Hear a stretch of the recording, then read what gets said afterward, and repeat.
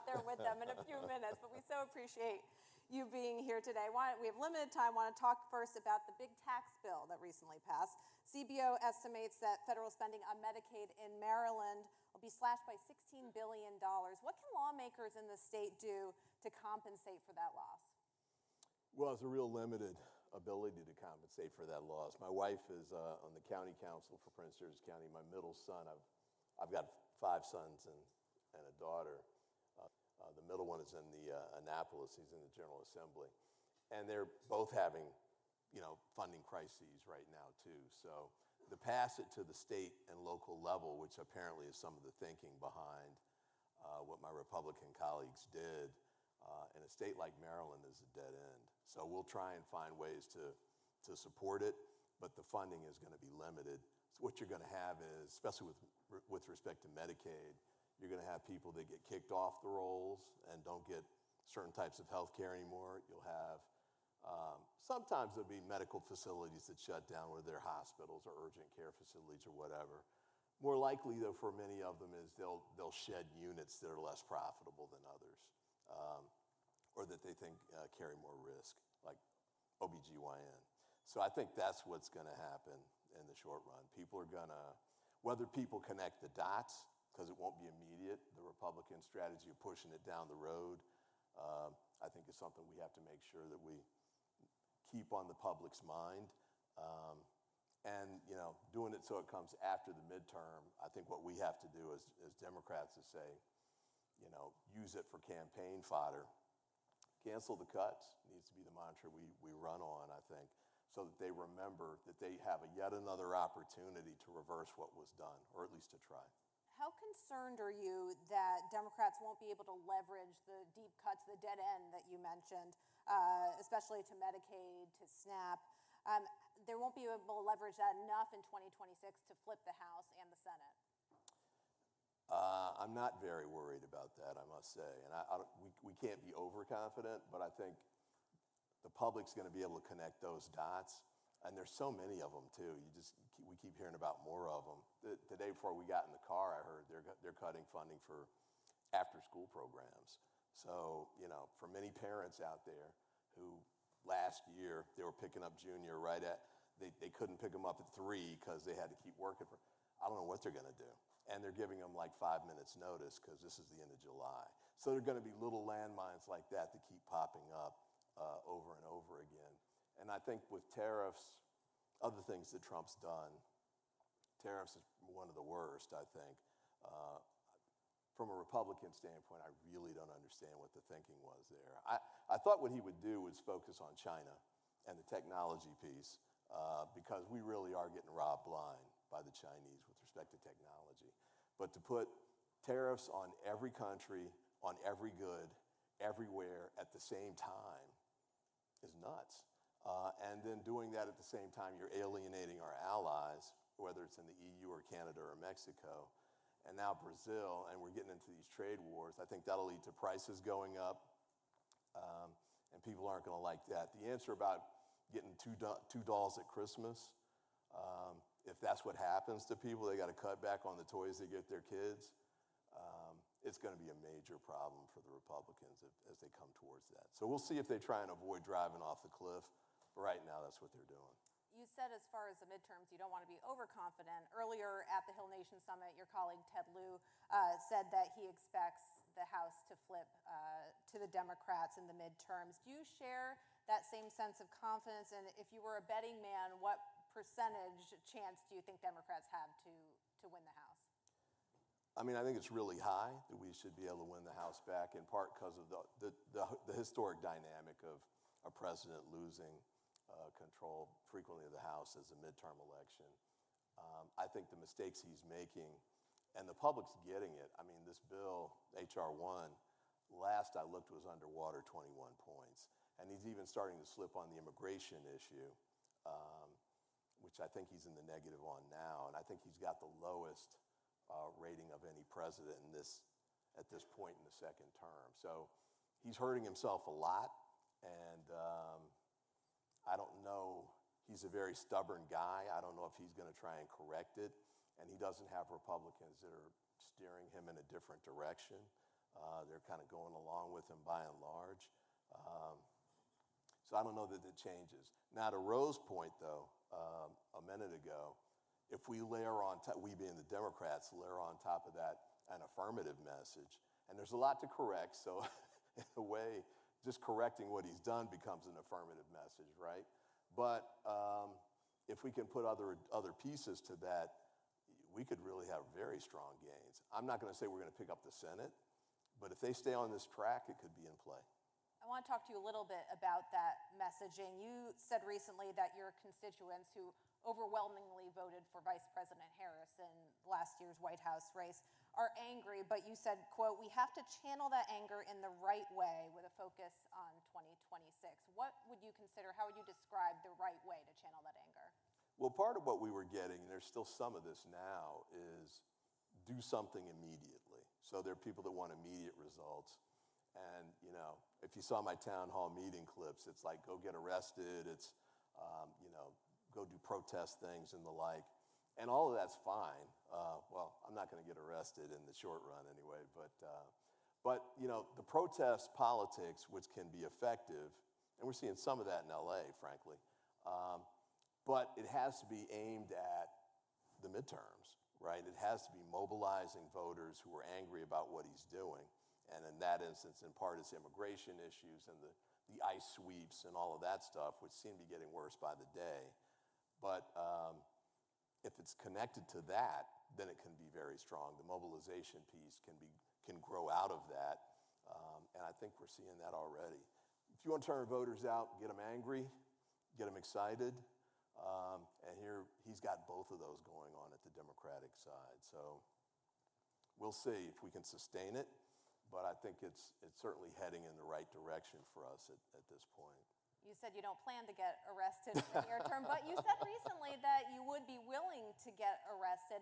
How do you think you balance, you know, possibly, you know, getting arrested, that kind of civil disobedience, being strategic and effective versus being seen as performative?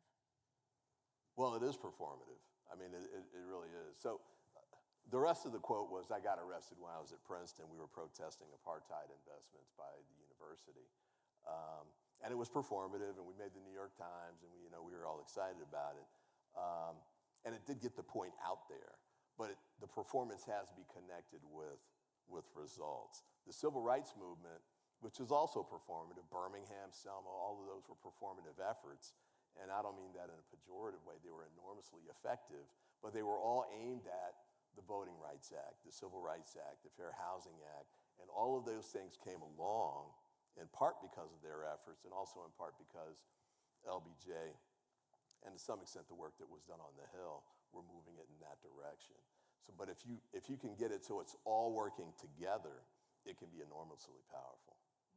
Do you think Democrats right now have a unifying message going into the midterm elections? And if so, what is that message? Well, kind of, like I was saying a minute ago, reversing what just has been done is going to be a strong and unifying message. And one of the things that's interesting about today, I don't always agree with my colleagues who think there has to be that one, what is it, we're the change we've been waiting for, or yes, we can. I don't know that you have to have those kind of slogans anymore. It's great to have it, but the media piece is so diffuse now that people are getting their news and their information and making political decisions that aren't hearing your message like that at all. They're not watching, no offense, a lot of the TV talking heads and the TV news.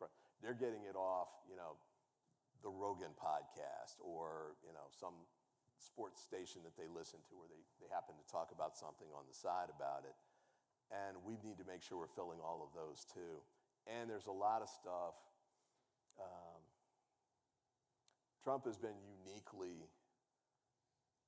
destructive in so many different ways that you could just pick one and stay with.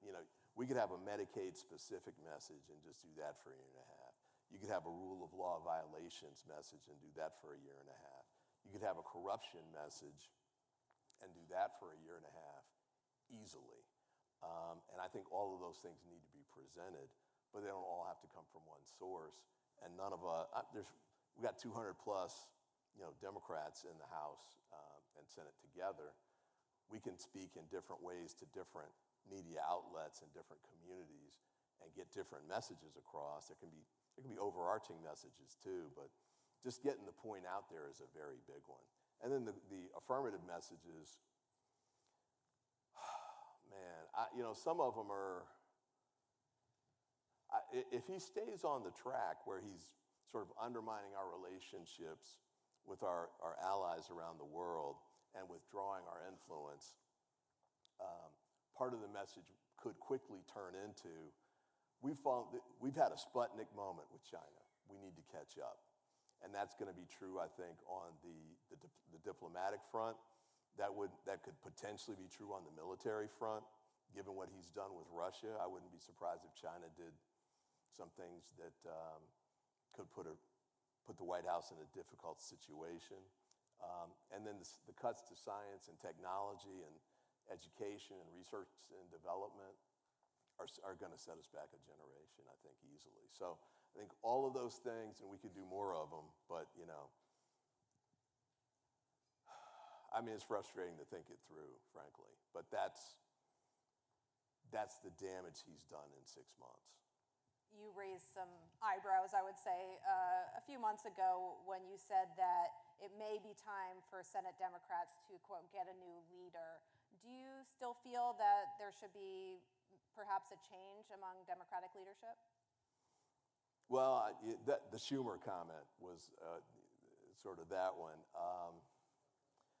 We'll see. I think we've got some votes coming up, some bills that we'll have to think through how to play them as we get there. But I'd say my worst fears have come to pass. Part of my concern then was if we didn't do something, we being the Democrats on Capitol Hill, do something to draw a line. And that was the vote where we still had the filibuster that could have derailed potentially the CR that the Senate ended up moving through. And we don't have any of those kinds of barriers to votes in the House. So it just flew through. And there's a ripple effect that comes with that we're going to be feeling for at least another year, I think. Hopefully, there's a sense that I think the argument was, well, if we do that, it'll be easier for the Trump administration to lay off government employees, a shutdown. He's had no trouble laying off government employees based on that. To some extent, the courts have slowed him down, but even the Supreme Court's pulling back from the preliminary injunctions that they put in place. USAID doesn't even exist anymore. It's 2 blocks that way? Basically, I guess there's something statutory about it, but all the employees are gone, the building is gone. They're talking about filling it with the FBI. The rescissions provision, it looks like they're going to pull PEPFARs out of there. I sure hope so, because if they don't, millions of people will die. But that's all happened since that vote. And, I don't think the position they took helped the Democratic Party or helped the country. Do you think that term limits are part of that conversation? One thing I've noticed, particularly among the D.C. area lawmakers, is the age issue. Your colleague, Maryland Congressman Steny Hoyer, is 86. He would be running for his 24th term in office. Congressman Jerry Connolly of Virginia sadly passed away. He was in his 70s. He was battling cancer. D.C. Delegate Eleanor Holmes Norton is 88. You're practically a tween in Congress. You're 64 years old. I'm part of the youth movement. Yeah, there you go. Do you think Democrats should be passing the torch to a younger generation? I think it depends on who it is. I was just marveling about, Nancy Pelosi, who was 87, somewhere in there. But, I asked her a question. I guess I can't put out what the conversation was, but it was like, She instantly went back to it's a piece of legislation.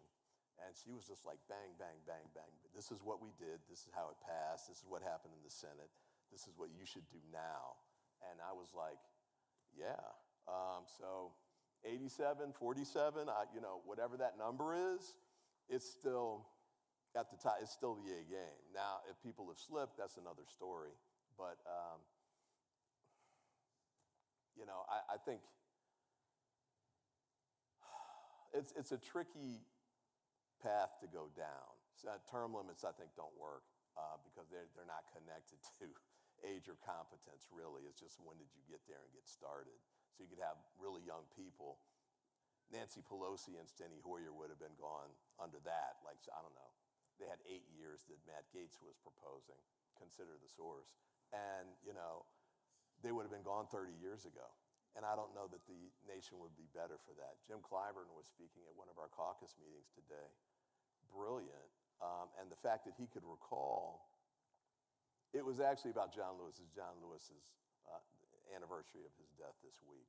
And he was talking about when he met John Lewis and their first meeting with Martin Luther King when they were trying to make a decision about how they should proceed in Selma.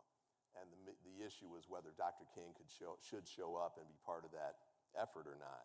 Now, he's been here 32 years, I think. I thought that was a really important piece of information to hear, and having that historical perspective helps. So I'm not big on term limits for legislators, or even, I guess the executive branch makes sense because of the accumulation of power that you can get. And man, is that true now? I just thought about how applicable that would be to this administration. But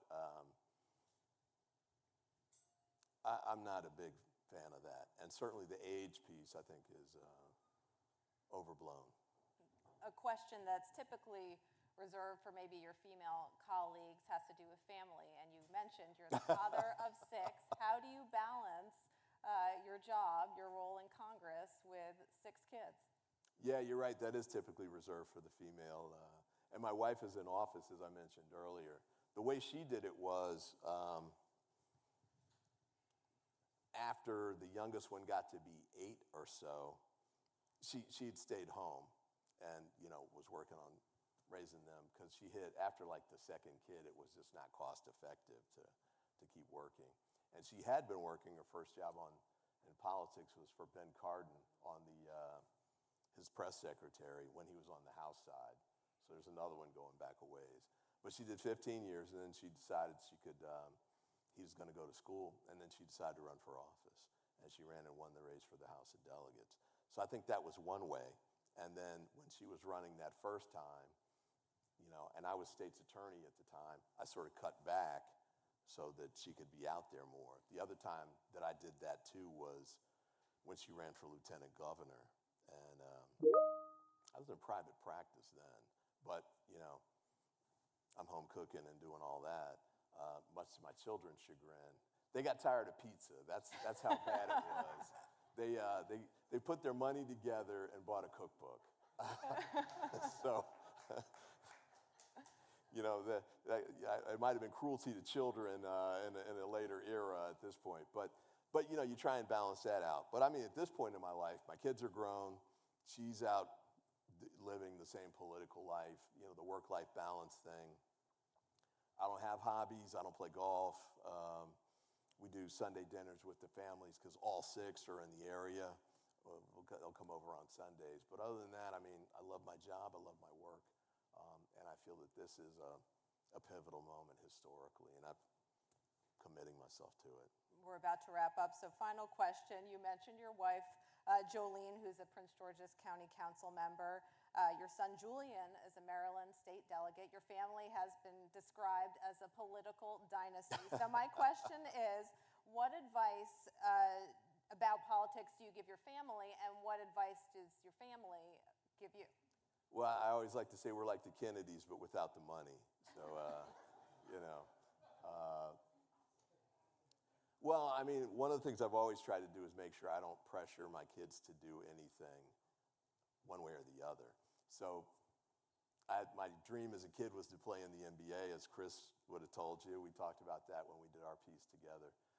Obviously, I didn't make it. I didn't push any of my kids to do basketball because they're a little taller than me, but not tall enough. Like, how tall are you? I'm 5'9". With the basketball dream? All right. With the basketball Okay. dream. Well, there's a guy, you won't know this, but Spud Webb. How many of y'all know Spud Webb? Yeah. So Spud was playing at NC State. He was 5'6", I think. and he could do two-hand reverse dunks. So I'm going out watching the ACC, and I'm like, I can be that guy. It's still within range. I just saw a clip, actually. He's my age. He's like 60-something. He can still do that. Yeah, they showed a clip of him doing it. Maybe it was AI. I don't know. You never know these days. But, you know, the thing is, you all do your thing. The one who is in office now, Jolene had him doing like a little local play thing. And one of the older girls in the play had gotten an agent and got recruited to go do TV or something. And so he heard that. He was like 5 or something at the time. And he comes up to us. He says, I want an agent too. So I like pat him on the head and say like, okay, sure. So we take him to the agent. She hires him. She picks him up on the spot, right? And about 3 months later, he's at the Shakespeare Theater playing Kelly McGillis's son. And then he just kept working at it, culminated in, he was young Simba in Lion King on Broadway. Wow. Never had any expectation or thoughts about that happening, but, you know, support them, but stay out of their way, and it works out. Have you officially given up on the basketball dream at this point, or could it still happen? Yeah, I can just barely walk to the car at this point. All right. So, yeah. Congressman Glenn Ivey, thank you so much for joining us. Thank you. Appreciate it. And we'll bring back my colleague.